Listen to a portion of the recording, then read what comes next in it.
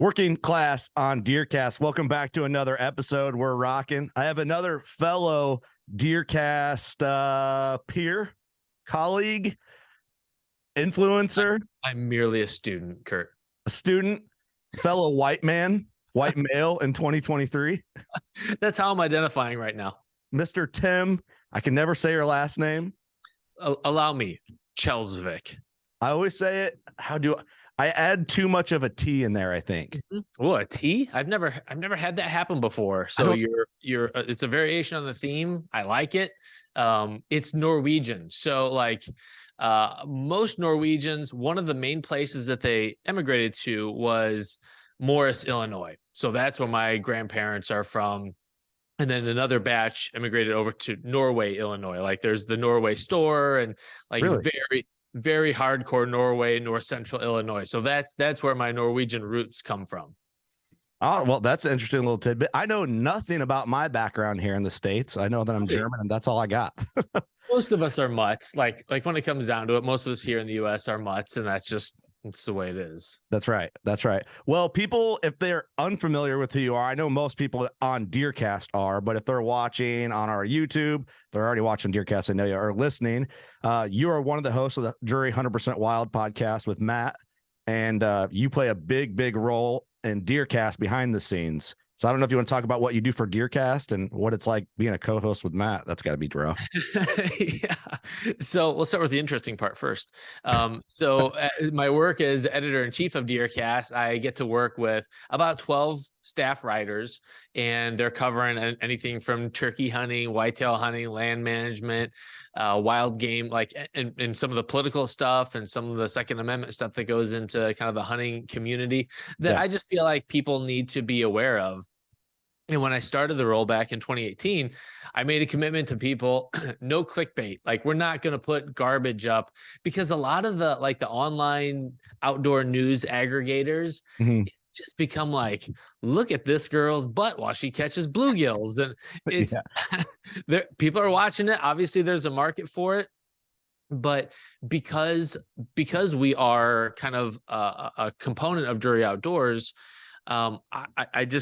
I have more respect for our audience, I guess. Sure.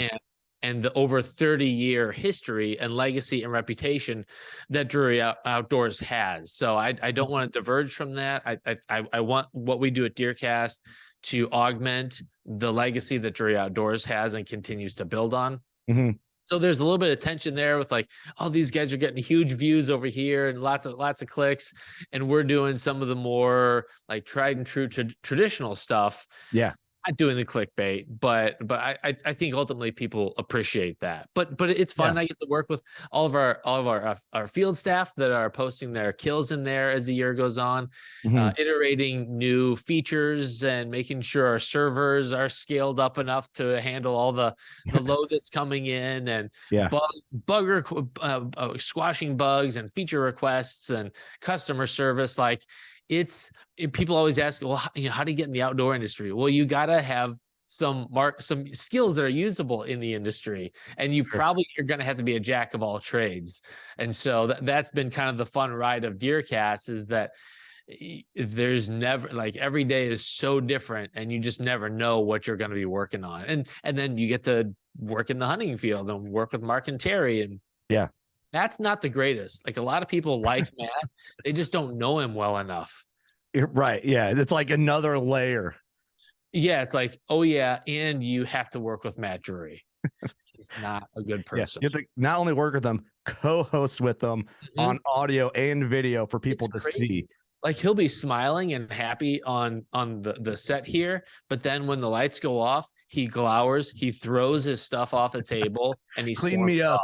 He says a lot. Well, no one knows what that means, really, I don't think. But we know we don't like it, but we know, and we're not allowed to look at him in the eye here in the studio. Right. Keep your eyes down. Matt's probably just off camera right now, just waiting for his chance to do his interview next week. I'm gonna crush him so hard that so get him good. Always watching. He doesn't watch the show anyway, so he won't even know. But dude, I do gotta going back to what I would consider real content, like what you were saying, keeping it wholesome. and not even wholesome is probably not even the word, just keeping it non-clickbaity, whatever the adjective is for that, because it's authentic. Because I like social media and I like women, right? And I like hunting, but I don't necessarily want to see my women and hunting blended when I'm trying to like really focus on hunting. So we pull that as a quote on the show. I don't want to see my women and hunting blended. Well, okay. There's no good I totally get what you're saying. Okay, here's the 2023 white male thing. I'm canceled now. So you had a good run. I had a good run, man. It's all good. My family's gonna have to, we'll figure it out. But it's, if I'm on DeerCast and I'm using it as, DeerCast is more than a tool. I consider it a social platform now, a community of hunters, real hunters. Yeah. And we don't always want to see that. Like, it's almost kind of like we're normalized to it on Instagram now when you're scrolling or on your For You page and whatever else. But if I'm on DeerCast, I don't want to see that. I don't want to click on a read or a podcast and have so many ads pop up that I can't even scroll the page. And that's most outdoor like blog pages nowadays. Well, yeah. And I mean, we took a lot of heat when we had Donald Trump Jr. on our podcast. You did? A ton of heat. And it was from a lot of guys that were like my dad. Like my dad was, I would consider my dad a blue dog Democrat. He was a union carpenter his whole life. And so a lot of guys were hitting us really hard and saying some really disparaging things that I don't think we earn necessarily. But overall, their general message was, hey, there are outdoorsmen who are Second Amendment believers who also vote a certain way, different than what this guy is encouraging people to vote. And our whole thing was outdoorsmen just need to get out and vote. Like, we're not telling you who to vote for. And we also reached out to the Biden camp to say, hey, if you guys want to talk to outdoorsmen, we're going to open up an avenue for you to do that. They never responded to our outreach. So we did try to balance that out. And I don't think people gave us credit for that. But it was real. I mean, it was a very polarizing show that we did. And I don't think we fully appreciated just how much vitriol we would get for having done that. Yeah, that's really interesting. But, I kind of get it. Like, we have a lot of interactions with hunters, outdoor people at a lot of the consumer shows that we do. And I would say, I don't really think that I'm like a pro Trump guy. Like, if you listen to our series, you might be like, yeah, Curt leans that way. And I do, but I'm not like Trump or nothing, but I'm also not a Biden guy either. Not even a fraction of a little bit. Especially I live in Illinois and I think Democrats are ruining the state and the People's Republic. Yeah. Yeah. And we could, that's weird. I'm right of center, but it would be interesting because I would have Don Jr. on in a heartbeat, and I'd be interested to see like some of the crap we would take for it. It'd be kind of fun. As a podcast host, because you have a podcast, right? Yeah, I do have a podcast actually. Hey, we're on it. That's what we're doing. I'm recording you. Can we start over? Yeah, I said some things about Matt that I now regret. Yeah, it's on record. As a podcast host, like, you have a duty to your audience, right? To like, if you have an opportunity to get someone big that could share a perspective, maybe one that you don't even agree with, you kind of have a duty to jump on that and sure, make that available to your people. I think that's just part of the process. And then as a listener, I get to decide. I can listen and I can decide I agree or I don't, or I'm somewhere in between. Yeah, I don't have to like burn you and go nuclear and say, you know what, I'm done with Curt. We've lost the art of nuance. Like, we've lost the art of saying I agree with 30% of what you say. Like, we just either want to make someone king or we want to kill them. We have no in between. So I know, Curt, you're the host and you typically do the questioning, but I have kind of an interesting question for you. Okay. It's a little big. Yes. So where do our rights come from? As a citizen of this country, where do you think our rights come from? I'm curious where you're leading me into this. So I don't consider myself a smart man. I would say, well, they come from really how I don't even want to say it comes from how we vote, because that's not true. So what you're experiencing is like this difficulty of like, gosh, most people don't have time to even think about a question like that. Yeah. And what happened, and like, and every, like, there's so much that flows out of that. So I want to read to you a component of our Declaration of Independence. And believe me, I'll bring this back around to hunting at some point very soon here. So this is from the Declaration of Independence. We hold these truths to be self-evident, that all men are created equal, that they are endowed by their creator with certain unalienable rights, that among these are life, liberty, and the pursuit of happiness. Our current president seemed to leave out the creator part. He said, the part, The thing. yeah, the thing. Couldn't quite. And that's so important, because what that's saying is that our rights come from God. Mm-hmm. They don't come from politicians, government, people, committees. Right. They come from God. And so then what is the role of government? Because obviously we have a government. We're told them to submit to the governmental authorities. The Declaration of Independence goes on and says that to secure these rights, governments are instituted among men, deriving their just powers from the consent of the governed. That's you and me. Mm-hmm. Mm-hmm. Governments exist to protect the rights that God has given us. Mm-hmm. And too many people have forgotten, because a lot of politicians would like you to believe that they are granting you your rights. Yeah, your freedoms. Yeah. And most countries in the world operate that way. Yeah, they do. And that's, geez, can you imagine? Yeah, well, and that's why we see the atrocities that we do, and that's one of the reasons why the United States is so very unique, not just currently, but throughout time. Mm-hmm. There have been very few governments, countries that were created with the supposition that your rights are unalienable and they come from God. Yeah. Yeah, so, that's another layer. Like I wasn't even thinking like to that point, it's like, where do your rights come from? Well, yeah, of course, right? Or just like it's your human rights to live and be human. Yeah. From God or whatever you believe, or you know what I mean? So it's more people probably need to think about that, especially people who are unappreciative of where we live and being able to do the things we do just in general every day. Hunting or not hunting. Yeah, and so that's kind of the hook back into hunting. In an article we posted on DeerCast here recently about the semi-auto ban there in Illinois, I saw one of our users who is obviously a bow hunter. They said something like, well, I'm not worried. They're never going to ban carbon. Meaning like, I'll always have arrows to shoot. I can always shoot my bow. And hey, I am 98% a bow hunter. I shoot turkeys with bow. Yeah.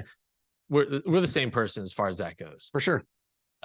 Once I get tattoos, 100% the same person. Very, very close. And earrings.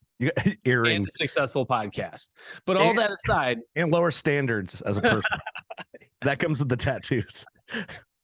But Curt, like it really pissed me off, because that like bury your head in the sand. Well, that's someone else's, like, that's the shotgunner's problem, or that's the 2A crowd's problem.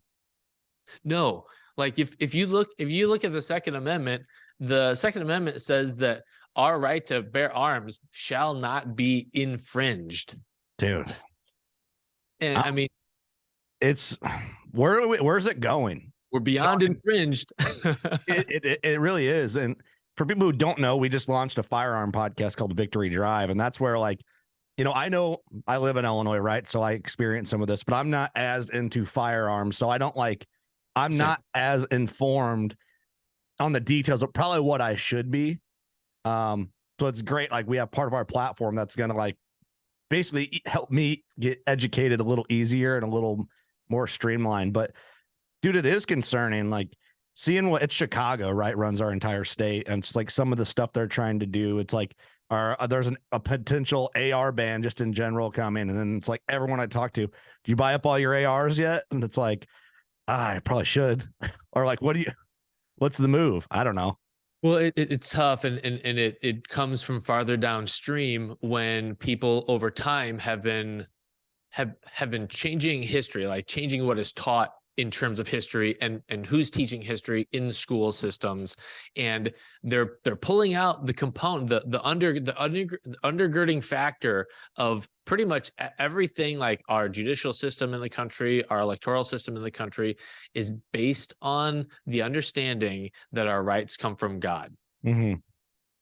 But when you have people that are teaching otherwise and kind of removing God from the public discourse, like it's fine if you believe, just it can't influence anything. Yeah.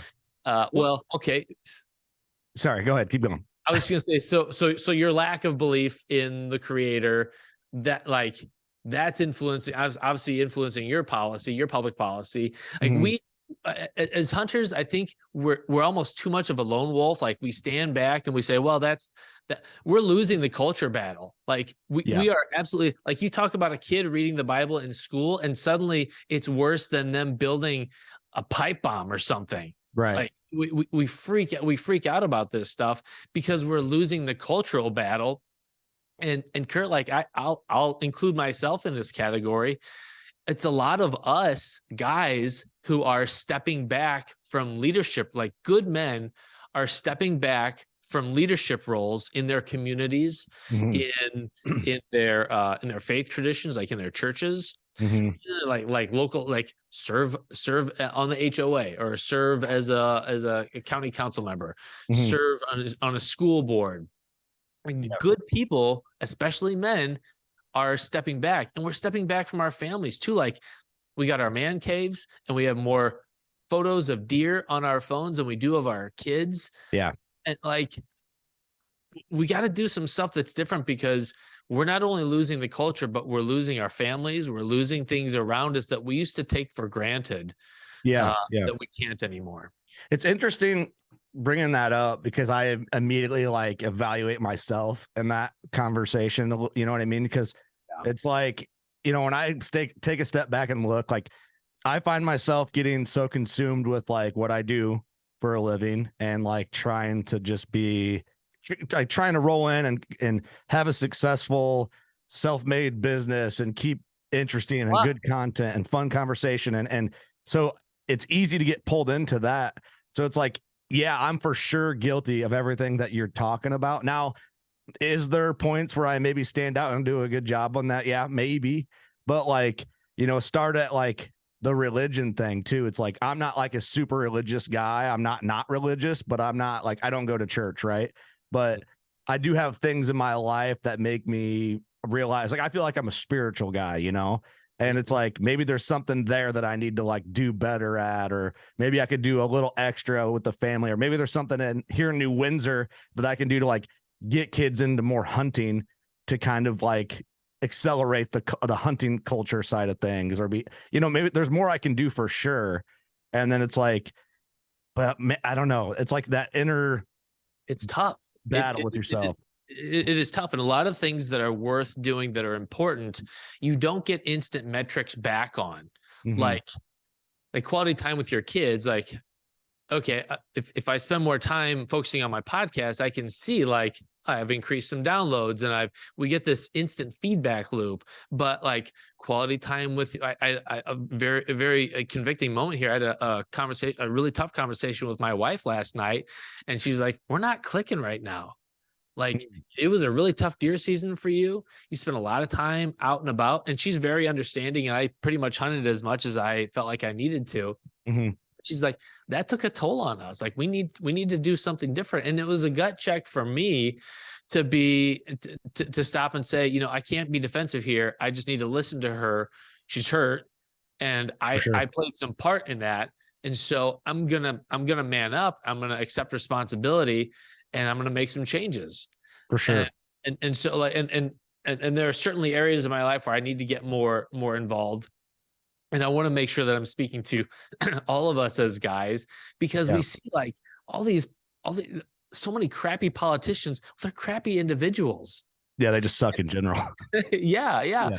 And I like, and at my church, I see so many like moms come to church and sit there by themselves in a pew, and their husband is at home watching football or just doing whatever. And believe me, like as I'm driving to church on a Sunday morning, I see a guy out running or on their bike. It's like, I wish I was that guy, or I'd rather, I wish I could be hunting. Yeah. If your if your leadership and your service is not inconveniencing you, then I would encourage people to look to see like what more could you be doing. Yeah. To influence and to make a difference, because I just feel like, like in ancient times, the city would have a wall around it, and it would have guys at the city gate guarding that city to make sure that outside influences weren't coming in and going to pillage the town. And I feel like as guys, that's kind of our job. And most of us have gone back to our houses and we focused on some really cool stuff and really interesting things, but not the things that are maybe longer lasting than our generation, or even on the eternal side. For sure. Yeah, no, I see what you're saying. I do that, like the work hunting, like it's weird. I consider hunting part of my work, but it's not work. So it's like, yeah, like during a hunting season, and then it rolls into trade show season for us. And it's like, that's where we do well. We go to a lot of these shows, and it's like, all right, honey, now that hunting's done, I have a month of hanging out and then I'm gone again. So it's like this weird balance thing. And it's, yeah, dude, I think about it a lot. It's like, there's probably places I could put more effort in to do better here and there. And maybe I'm being really critical or not critical enough on myself. I go back and forth all the time. You can always do more, right? But it's a good conversation to have. And honestly, this is stuff that I think most guys probably think about while they're hunting, sitting in a stand, that like internal, you're just working on your own mental stability, I guess. Yeah. Honestly, it's probably what's a good way to describe it. And it's definitely, and obviously I'm not saying like that guys should not spend time hunting. I remember as a kid reading, I think it was a North American Whitetail magazine article saying something like, it's good for your kids to see you walk out the door and go do something and come back from that, because hunting is generally considered recreation. I say this a lot in different platforms. Recreation literally means to be recreated. Like the idea is that you come back a different and hopefully better person from the experience. And that's as a dad, as a husband, as a leader, those are all good things. But are you majoring in the minors? Like, are you focusing on the things that maybe aren't as significant long term? And I don't have the answers for anybody. I just want us as guys to be asking that question and making sure that because you can be successful in one area of your life and then you get to the end of your life and realize, oh geez, I really focused on the wrong things and I've left all these things undone. That's such a scary thing to like wrap your head around. Like I think I've been more probably not knowing really, but kind of like in that thought process in and out more in the last 2 years than I ever have been, with my dad passing away at 61, he passed away. And, I'm like, dude, I'm 32. Like I have young kids and I'm in like this, I feel a very pivotal point in my career of like pursuing my passion. It's like weighing out things that when I'm 60, what am I going to look back at this time right now and be like, I should have done this. Now I do know that I'm glad that I'm trying to pursue my passion as a career. Like I will never regret that, but it's like, what do I not realize that I'm going to regret? That's the scary thing. And the important, and so I think some of the way that you address that is you have trusted buddies that can call you out on stuff. Yeah. That are willing to call your BS. I think if you learn to practice honesty with yourself, we are probably the person that we lie to the most. For sure. For sure. And having an external standard, like I'm not a great Christian, but I'm a Christian. I try to follow after what Jesus laid out in the New Testament. I try. having that external standard to judge my life, to kind of an objective third party to do a review, and then to realize, okay, it's not like I don't have to do it all. It's not about what I can accomplish or what I can't accomplish. It's about the effort and making sure that I'm trying to organize my life, because my dad passed away at 62, and I'm like, man, it pissed me off because I thought, how many, like, you were going to try to get out for rifle season here in Missouri. But we had so many more things that I had visions of us doing together that we just weren't able to do. And then you think of, like, we're old enough now, I'm 40, almost 44, that it's not uncommon to hear about friends that are passing away, like from some really significant diseases. Yeah. And they didn't have a 20-year window ahead to look at. They, like, something just happened, or they got in a car accident, and so, like, what if that happens tomorrow? And I don't want to get, like, super dark. Yeah, it's just interesting life thoughts, really. Yeah, you kind of have to start thinking about your own mortality and the legacy that you're leaving if you were to step out tomorrow or this evening or 20 years from now. So it's just, like, to me, it just helps you focus on what's important in life. For sure. Did you find that you thought more about this type of, like, deep life stuff more after your dad passed? Like, because that's kind of where it hit me. Like, I feel it changed me in a good way. And I feel like my dad was my best friend, right? Like, my hunting buddy, talked to my dad every single day. Like, I lost my best friend, you know? So I went from, like, stability.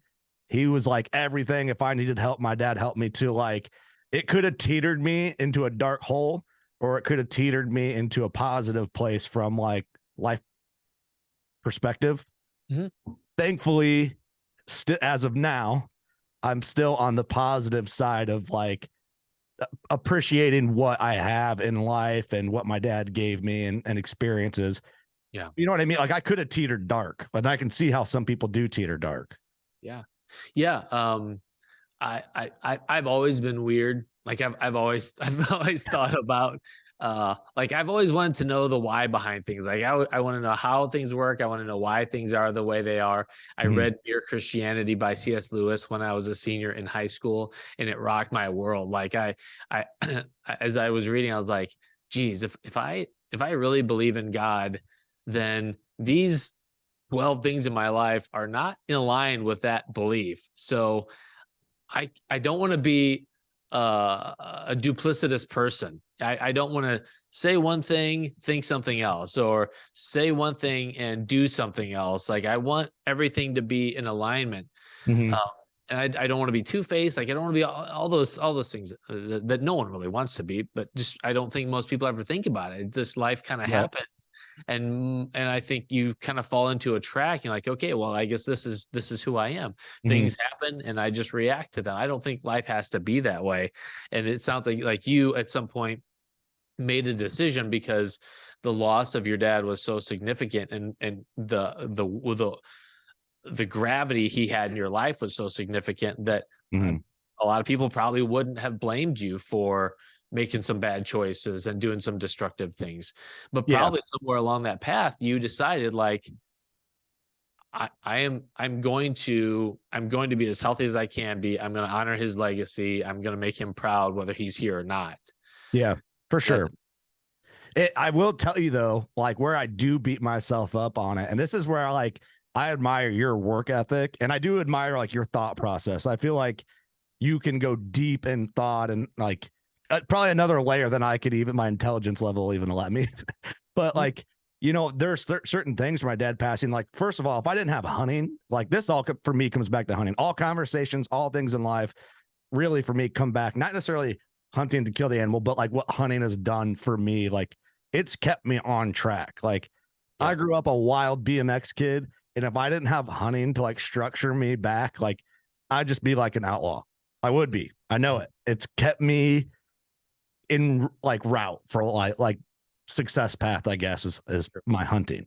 So, like, I don't know if I would be as mentally stable after my dad passing if I didn't have something like hunting and my family. You know what I mean? So, and also like my family is hunting too. Like that's our culture in our family. So it ties into each other. Does that make sense? Kind of. Yeah. I mean, you're reaffirming the point that I made earlier about the power of recreation. Mm-hmm. Like it's not like a hobby. Yeah. It is much more holistic and speaks to your mind, body, and soul in a way that very few things do. And I feel bad for people that have never experienced just going on a hunt. The whole, I think you and I had this conversation before when I started the Thinking Woodsman back in 2014. I did it because I was working with some pretty enlightened, socially progressive people who, when one lady in particular, when she found out that I hunted, she literally said, "But Tim, you seem smart." Oh, what does that mean? It's like, come on. And what her enlightened, very worldly view of hunting was because I was talking about squirrel hunting and then eating the squirrels that weekend with my family. She literally thought that hunters went out and they were, first off, they thought they were dumb. She thought they were dumb. Secondly, the old movie stigma of hunters. Yeah, exactly. And then secondly, she thought that they just went out, killed things, and walked back to the truck and went home. She didn't think about meat and food. Not at all. Not at all. Weird. She was flabbergasted that someone that could string some words together, it would also eat what they killed. And it totally changed her concept of hunting. And it made me realize, like, we do a lot, like guys like Ted Nugent do an awesome job promoting hunting, like kind of like riling up the base. Yeah. Like if you ever want to get pumped, if you ever want to get pumped up, listen to Ted on your way to a bow hunt and you're good. Mm-hmm. But we also need to remember, like, we're losing the culture war. Mm-hmm. So we need to have a presence outside of hunting that is winsome and that is pushing our narrative in a way that isn't bombastic, we're not wagging our fingers, we're not open carrying an AR into a mall just because we can. Right. Yeah. We're doing it in a way that shows the positive side of hunting. And so that's kind of like DeerCast, Thinking Woodsman, Legion of Woodsmen, like everything I do all comes back to promoting the power of the hunting experience. Mm-hmm. And then deeper than that, I don't think as many guys would be interested in the Second Amendment and the Constitution if it weren't for their own personal investment in hunting. Yeah, I 100% agree with that. And so that kind of ties in, and then that ties into, okay, the Constitution says the Second Amendment is important. So why is the Constitution important? Well, because it is they're a direct reflection of where our rights come from. They come from God. Mm-hmm.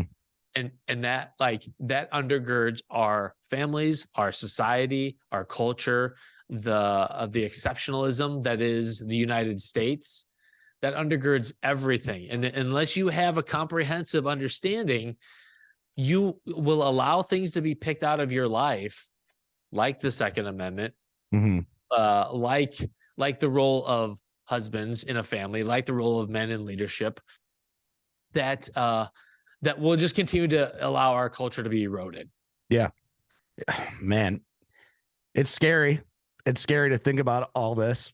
It's uncomfortable probably for a lot of people to think about a lot of this. Don't you think? Do you think it's uncomfortable for most guys? Yeah, I mean, right now, and I in my previous work in the nonprofit world, I worked contracts in some public schools, and I'm not surprised. I don't mean to come off as sounding arrogant. I'm not surprised at what people are finding out about what's being taught in public schools and what's not being taught in public schools. Mm-hmm.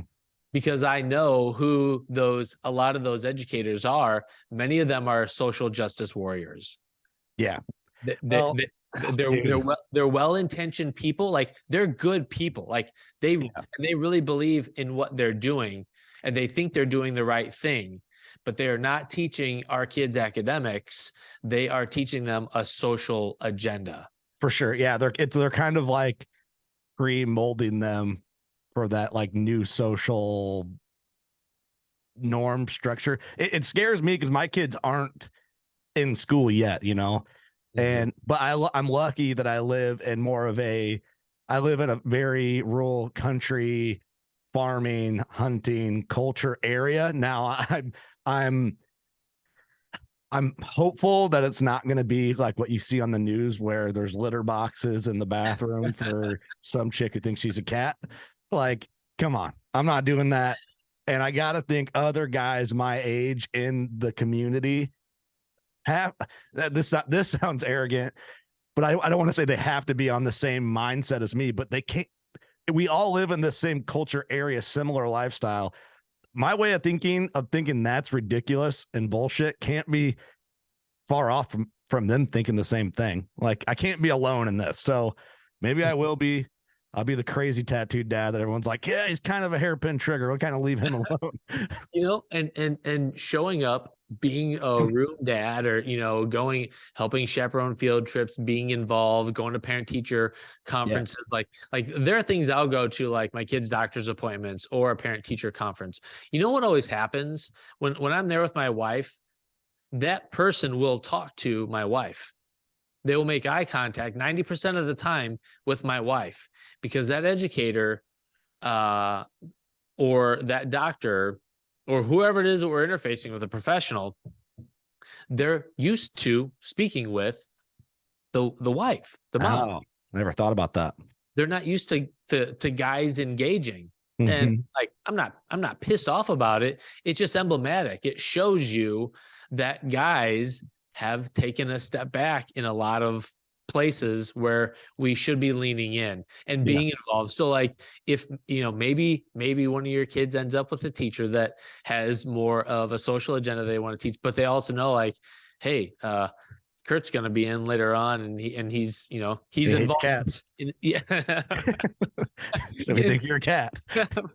Curt's not going to go for the litter box. Yeah, not flying. But you engage, you influence, you have personal connections with these people, and especially people that you don't agree with. Like, you should have non-hunting friends, and you should engage with them, and that's how people's minds are changed. Because that lady that I used to work with was like, well, you seem smart. I like that she used that's such a weird. I love it. So it's like, okay, you seem smart and you hunt. And it wasn't like a banner or a social ad or whatever that she saw. It was a personal connection that she had with someone, a personal context. Yeah. And then we had another lady who was she was an anti-animal cruelty person, which I don't know anyone who's pro animal cruelty. Like, it's such a straw man argument. But that aside, I brought in venison backstraps for a team dinner that we were going to have. I did them on the smoker. They were great. And she was like, I've always kind of been against hunting, but if you can keep bringing these in for these staff get-togethers, I think I could be okay with it. And it was a little tongue in cheek. Yeah. But she had animal cruelty, not that bad. Yeah. I mean, if it's delicious, I'm willing to turn a blind eye to it. Yeah. But it's like, okay.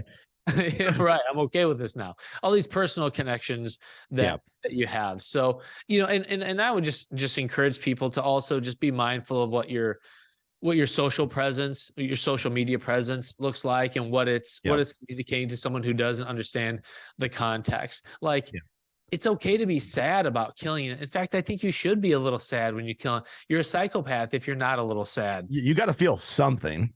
Yes. I do want to talk about Legion of Woodsmen here. I don't want to forget about. I want you to go in detail on that. But one thing I wanted to bring up, because it's interesting that you worked in an environment like that and talking about like non-hunting friends. So I consider him one of my best friends. He is one of my best friends. Grew up with him. He joined the military, and then he was in a base in Ohio, and now he lives with his wife in the city, Columbus, Ohio, and he's a barber there. His name's Dakota Cosmaker. Great dude. When you see him, well, he's not a hunter, but he knows about hunting through me. So when you see Dakota, I'm talking most tattooed guy I know, tattooed, like whole face tattooed, but a very kind person, just aggressive look, you know. But all his colleagues, barber colleagues, they're all kind of like they're all great people, I think, but they don't understand like the hunting culture. So we have some hunting shows that we go to in Columbus, and we always go and we always get go in and get cut up by Dakota, and we kind of mix it up with the other barbers, and they're very inner city, probably politically way more left leaning than we would, just not our normal people of interaction. And I think they think of that dumb, like Walt Disney perspective, Elmer Fudd type hunter stuff. Because when I walk in, I don't always look like a hunter, I don't think. So I think just my appearance kind of changes like what they thought a hunter is or should act like. No doubt. Yeah. You know what I mean? So, but it's interesting talking to this people like, oh, you can kill a bear with a bow? Yeah, I've done it. No way. It's like, yeah, you don't eat the bear meat though. I'm like, yeah, I do. You do? And I killed a mountain lion. You killed why would you kill a mountain lion? I'm like, well, okay, yeah, there's a lot to unpack there. So you start going into it. It's like, yeah, a mountain lion kills a deer a week, and there's this, and you get into that, and it's like, oh, I never really thought about that. It's like they don't think about it. It's not part of their life. Yeah, you're having a conversation with someone, which is hard to do online. You can't do it online anymore if you don't know them. A few years back, we had a hard frost, and I was really getting into tanning furs, and I was out on a run, and it was like literally, it was like 6 degrees, which is death here in St. Louis. Like people down here just don't. That's super, super cool. Yeah. Anyway, almost like 4 miles into my run, I see a road-killed coyote laying on the side of the county road I was on. So I scooped him up under my left arm like a football, and I start the 4 miles with it back home, running along I-44. You really did this? I did. Yep. And I can't imagine he was flash frozen, like mid stride. It looked like. I'm sorry to laugh at, but I just pictured somebody driving down the highway being like, what? That's like oh, dude. Yeah. Just keep going. That's so funny. It looked like a prop coyote because it was just. And there was a guy that was walking. I went straight to Tom Green in my head when you were talking about this. There was a guy that was out walking on the county road also, and I'm like, because he's walking the same direction, but I'm kind of catching up from behind. It's like, what am I gonna say as I pass this guy? And so I find this so funny, dude. I'm just envisioning you running with a coyote. Like, no, it's ridiculous. So as I passed him, I just said, "This is normal," and I continued running. Did he say anything? No, I don't know. I kept going. I imagine that he took out his phone and started taking pictures. I can't believe you're not on like a Reddit blog somewhere. Yes. The cringe Reddit thread.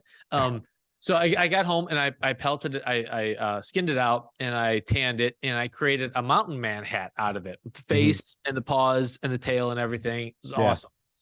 And I wore it. I wore it into a local grocery store on a really cold day, and it was just me in this grocery store aisle, and a lady that worked at the grocery store. She was stocking the shelves, and as I'm looking for whatever it was, I just hear someone say, "I could never do that." And I look around, and I said, "Are you talking to me?" And she's like, "I don't see how you could even do that to an animal." Oh, geez.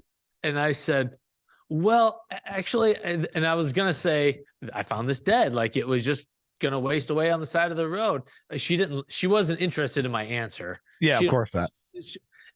But the next thing she just said, "Can I touch it?" Oh, change of perspective here.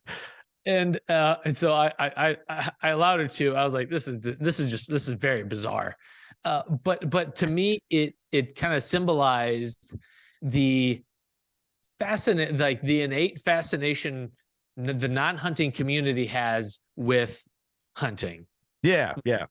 Death, with animal parts and taxidermy and stuff like that. And I think like as long as we're winsome about it and kind and patient and understanding, who knows what that lady thought. Like hopefully she recalls me as being kind and patient with her. Yeah. And maybe she imbues that onto her stereotypes of hunters going forward. Yeah, that's a good point. Probably. Hopefully. Yep. But it was weird. You do have to think about that. Like, that's where I probably contradict myself a little bit with like normal WCB series. We're very, it's dudes night type, like just kind of aggressive, but like also that's what makes us different. And where this is why I love our DeerCast series, because it's family friendly for the most part, but normal WCB is like maybe not the best role model show, but we're not supposed to be. And we're very obvious and clear on that too. Yeah. You know what I mean? We're there to get you through your work. So we might not be the best look there, but it's, you get what I'm trying to say a little bit. But people who are consuming that have sought you out. Exactly. They clicked on our faces. It says explicit. It's a deeper layer, right? Like, would our show be bigger if we didn't do all those things? I honestly don't think so, but maybe in a certain niche, it might be bigger. You might get some more, you might grow your audience, but the level of loyalty and fandom that they have might not be as deep as it is currently. Yeah. We're transparent. That's the thing I think we have. Like, we're who we are, right? So yeah. And when I'm going through something, I'm talking about it most times. So, hey, let's talk about Legion of Woodsmen. I don't want to forget about that. What is it? Thank you. So the other, obviously, I'm a diehard bow hunter. I love bow hunting, but I'm also an endurance athlete and try to focus on my health, trying to be crazy about it. But as I look back, it's like, oh, I do some kind of crazy stuff, I guess. And as far as like endurance athletics and running and everything goes, but I want to do something to inspire, motivate, give people some practical tools to, especially as outdoorsmen and women, to just be better, like to be stronger, to be more fit, to spend more years in the field. Because I look at my dad passing away at such a young age, and most of that was due to just not making healthy choices around nutrition and exercise. And if I can help some people extend their quality time and extend their quality of life with their family and in the field, I want to do that. And so I have this Facebook group called Legion of Woodsmen, where I'll post recipes and workouts and motivational stuff and stuff to make you think. And like, it's a community of people in there who are, no one's trying to be like on the cover of a fitness magazine. We're all just trying to consider our bodies like a tool. Like, what do you want to be able to do in the well, I want to be able to drag a buck out of the woods when I finally kill one. Okay, well, here's what that's going to take.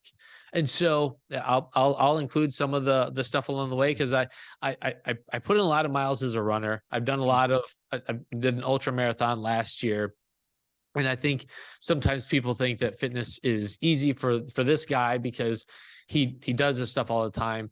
But like, to constantly come up with a motivation with a family, with involvement in other areas of my life, it's tough. So I want to be honest about that and help people try to find ways that they can naturally work some healthier options into their lives.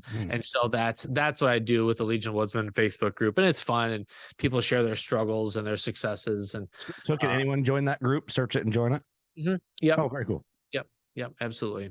So that's something, man. It's like, I used to be big into bike riding, and like I'm almost done with it. I got to finish it up this spring. I'm building a bike track in my backyard for like just like a circle pump track. It's called a pump track, but I'm trying to do that. Fact, I was an aspiring I wanted to ride BMX when I was a kid, because BMX was huge when I was a kid.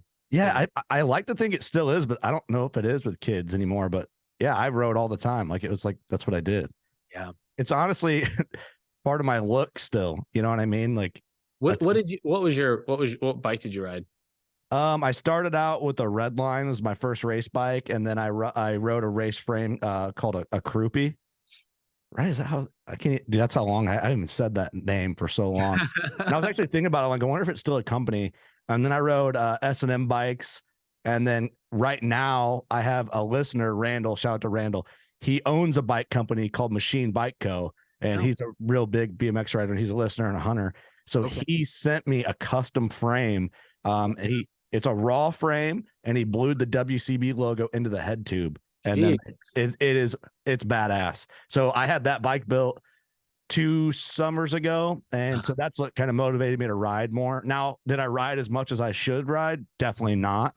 I want to ride more without getting hurt. So that's a goal of mine. But so the short answer is S&M bikes and now machine bike. Okay. The highest level I ever got to was my Huffy Murray bike. It was the Blue Goose, and it had the yellow mags that were like, they were the best. Plastic ones. Yes. Did your bike have the top tube where it like flared out by the seat post? It did not flare out. I was jealous of kids that had that because they could stand up on that a lot easier. So ugly. But my mags were aluminum. They were yellow aluminum mags. They were probably nicer than the bike was itself. Yeah, probably, dude. I think that's good. Like, I have a problem with committing. So I used to be like super into like fitness, working out, all that, and I don't know like what happened, just becoming an adult or like family or whatever, but I've like fell out of it, and I'm always like mentally trying to talk myself back into it of like I want, and that's where I need to have someone hold me accountable, like, because I'm, like you said earlier, I'm lying to myself, and I know I am, and it's like I will admit it, like I want to ride my bike more. I do want to go on a run every morning before I come to work. I do, but you know what? I don't. Well, okay. So in the end of this month here in February, at the Indiana Expo, you and I, 23rd through the 26th, we'll be there. Curt and I will go for a run. Okay. And I'll bring a little cart in case I have to haul your corpse back to the expo. My corpse, just carry me like that coyote. It's Weekend at Bernie's with Curt Geyer. Oh man, we're gonna go for a run. All right. We can't go for a long run. I don't want to like die completely. Yeah, it'd be embarrassing. No, and so the thing is like, if you can find something that you like to do, like exercising for the sake of exercising, psychopaths do that. But if you like, I like to play hockey, so skating is fun for me. I ride a road bike, so getting out and putting some miles on the road bike, like those, and I actually like am to a point where I kind of enjoy running now. I do a lot of it, but I still hate it a little bit. But I like it. But you do hate it a little? Oh yeah, yeah. It takes a lot of time, and I run year round, so I'll run when it's I run when it's 108 degrees here in St. Louis, which is like running through beef stew. It's disgusting. And I run in like -8 degrees, like actual -8 degrees. I just don't stop running during the year because I'm afraid, like Forrest Gump, like, because I used to be a fat guy in my 20s. Really? I was way overweight. Like I was clocking in at like 240 pounds, and no way. I can't picture that. I stopped weighing myself because I'm like, well, what's the point? Like I know that I'm big. I'm bigger than I should be. So what does it matter at this point? Wow. I honestly never knew that. Yeah. So I think I was 27. I went back to my 10-year high school reunion, and a lot of my friends still looked the same and everything. And I was like, I did not. And I was like, screw it. I'm tired of being fat. I'm not going to be fat anymore. And so I literally like went cold turkey at that point and started running, which is a bad idea. I cut out sugar, which was a good idea. But I dropped like 60 pounds in like 4 months time. It was, people thought I was terminal. Like they thought I had something bad happening with me. No kidding. Well, yeah, that's a lot of weight real fast. It really is. I had people that couldn't even recognize me. But at some point you just got to get tired of the way things are and make a decision and have a motivation for, I'm not gonna be this way anymore. And here's how it's going to be different. Man, good for you. That's awesome. So I can relate to people who are struggling with whatever, their weight, or maybe they want to add some strength or whatever. I can relate of not being where you want to be, and knowing that, and telling yourself every day, oh, I should probably do something today. I should probably not eat this bowl of ice cream tonight, but well, screw it, whatever. Mm-hmm. I've been there. In fact, I'm still there. I always feel like Fat Tim is chasing me, and I've got to keep going. Otherwise, he's going to catch up. That's an interesting perspective. Well, Yeah. I feel like, it's like we're all like, we're a lot of live chat in this, but I think it's fun. Like, it's a different change for like a hunting podcast. Because to me, every part of this conversation, I relay back into like hunting mentally, but yeah, you're right. It's like, I don't know. I do it with hunting. Like, hunting sometimes is a big inconvenience, but I go because I feel guilty if I don't. And maybe it's like, I probably need to apply that in a lot of other aspects of my life, but I've prioritized that part. So I'm going hot or cold, It's a good point. I think most of us have discipline in areas of our lives, and the trick is learning how to transfer that discipline in this area over to that area. Mm-hmm. And then you can really make some progress. Do you think it helps? Like I said earlier, like, I need to be held accountable. Like, I know, like, that's why some people join programs and have coaches and stuff like that, To a degree. And the accountability helps with getting started and learning things, and learning new mindsets and new behaviors. The coaching can't be the thing that you rely on in perpetuity, so you have to figure out, like, down deep, what it is, like, where you want to go, how you want to get there, what you're going to use as your continual motivation to keep going. And then you kind of wean yourself off of that coaching and that other source of motivation, and you find it internally. And like with hunting, you kill a certain size deer one year, and you're like, okay, well, maybe I want to start hunting age class instead. Or maybe I want to take a deer on the ground. I want to ditch the security blanket of a tree stand, and I want to try going eye to eye with a whitetail. Mm-hmm. And maybe it's a smaller whitetail than what I've killed before, but it's the process. It's how so you keep finding these new areas to move into, to keep pushing yourself. Like, I'd never done an ultra marathon before last year. I'd done a couple regular marathons, and I was like, this kind of scares me a little bit. It's going to push me. Mm-hmm. I need something. I think guys in general need something to do that scares them a little bit, that pushes them outside of their comfort zone. Yeah. And and push through it and learn, because the aptitudes that you gain from that process, you can then transition into other areas of your life and just be better for it. No, for sure. Yeah. It's good things to think about, even if it's uncomfortable. It's like, if we're really going to go on a run, it's like, oh shit. Well, now I feel like I need to start running. You get some super, super short shorts, some sweatbands for your wrist. I'm in. Yes. A sweatband just on my head. I'd look like I'm out of a Day to Remember music video probably when I get going. Dude, we got to make it happen. All right. Well, we'll see. It'll be interesting for sure. Dude, yeah. I really enjoyed this conversation. A little different than what we normally do. We do get deep on podcasts and stuff, but this one was exceptionally deep, and I think probably it's a good brain exercise for people. Hopefully while they're going through their workday, if they've stuck through to the very end. If they did, then God bless them. Yeah, like, how is this hunting? But to me, it is, though. Like, it's not, but it is. Yeah, I mean, we don't do any of these things in a vacuum, right? And none of us are one dimensional like that. That's the thing I find the most interesting about the hunting industry. Like, I'm fascinated with your BMX background.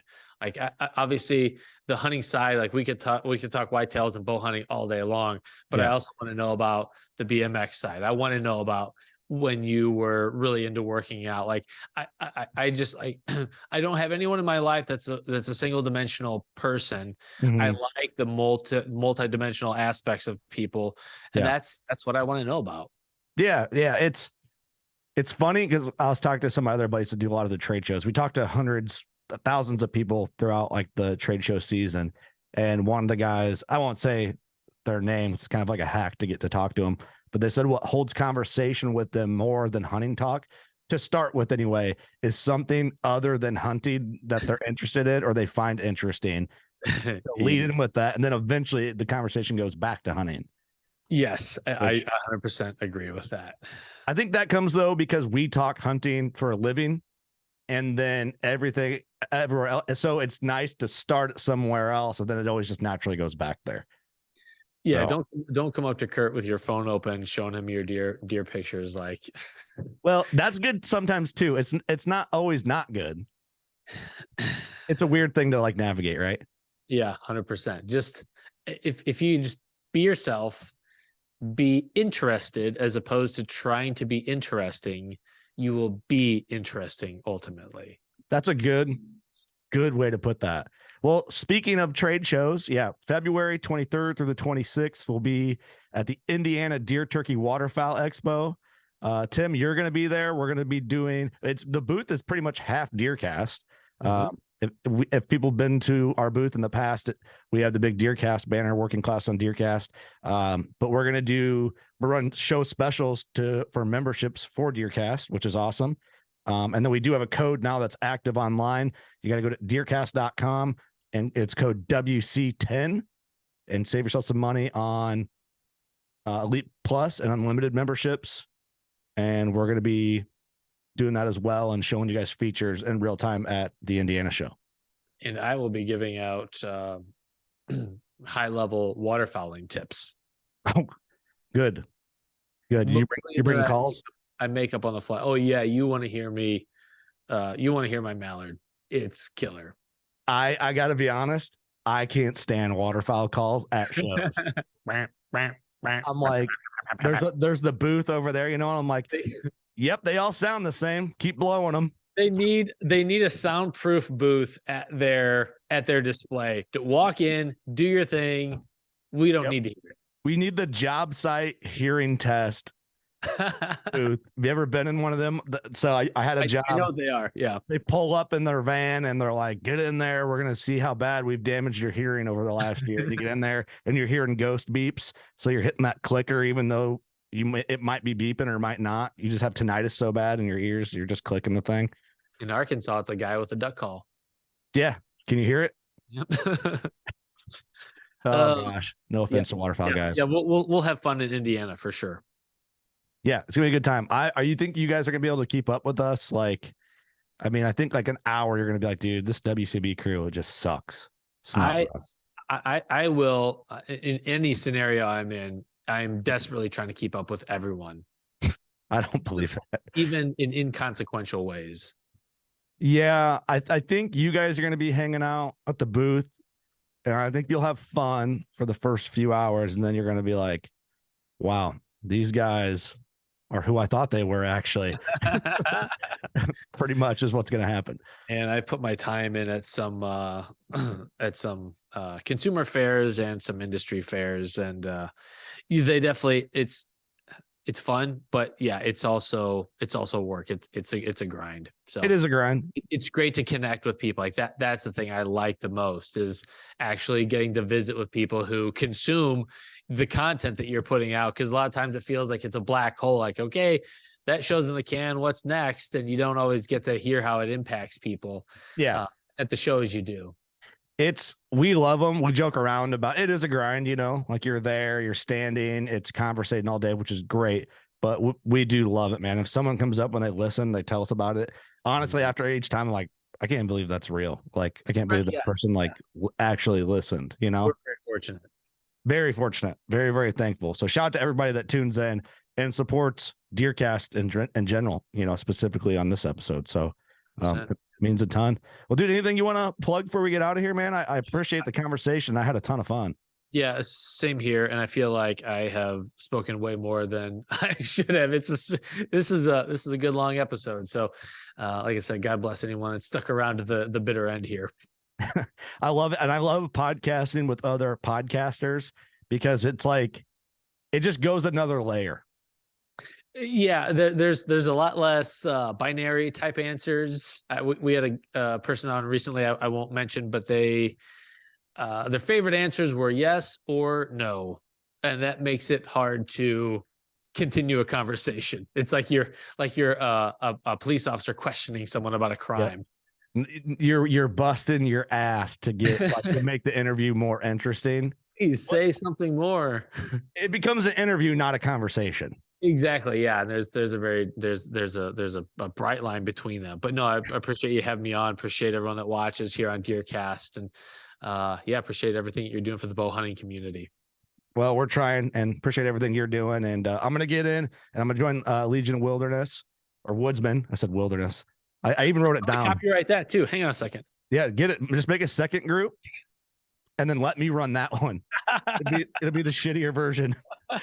Everyone's gonna have like stress injuries and lift with your back, people. Yeah. I'm giving just bad advice and tattoo of the month ideas and stuff like that. That's why people listen to the 100% Wild podcast. They want to hear how bad Matt and I are at deer hunting. Hey, so there's a market for it.